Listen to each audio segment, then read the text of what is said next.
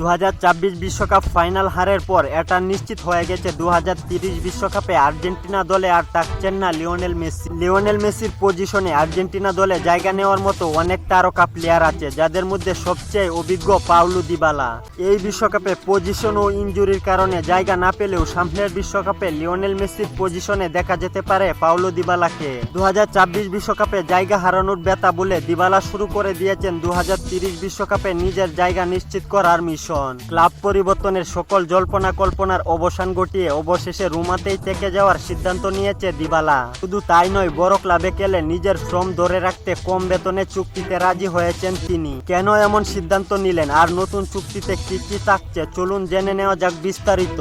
বিশ্বস্ত ফুটবল সাংবাদিক Fabrizio Romano জানিয়েছেন পাওলো দিবালা ও এস রোমা ইতিমধ্যেই চুক্তির বিষয়ে সম্পূর্ণ সমঝোতায় পৌঁছেছে। এর অর্থ দিবালা আগামী মৌসুমেও রোমার জার্সিতে খেলবেন। সবচেয়ে বড় বিষয় হলো এই নতুন চুক্তিতে দিবালা আগের চেয়েও কম বেতন নিতে সম্মত হয়েছে, কারণ তিনি রোমার হয়ে চ্যাম্পিয়ন লিগ খেলতে চান এবং ক্লাবের দীর্ঘমেয়াদী প্রকল্পের অংশ হয়ে নিজের উন্নতি করতে চান। গত কয়েক সপ্তাহ ধরে দিবালাকে নিয়ে নানা গুঞ্জন ছিল। আর্জেন্টিনার ঐতিহ্যবাহী ক্লাব বোকা জুনিয়র্স তাকে দলে নেওয়ার চেষ্টা করেছে, কিন্তু শেষ পর্যন্ত সব প্রস্তাব পিছনে ফেলে রোমাকেই বেছে নিয়েছেন 2022 বিশ্বকাপ জয়ী এই ফরওয়ার্ড।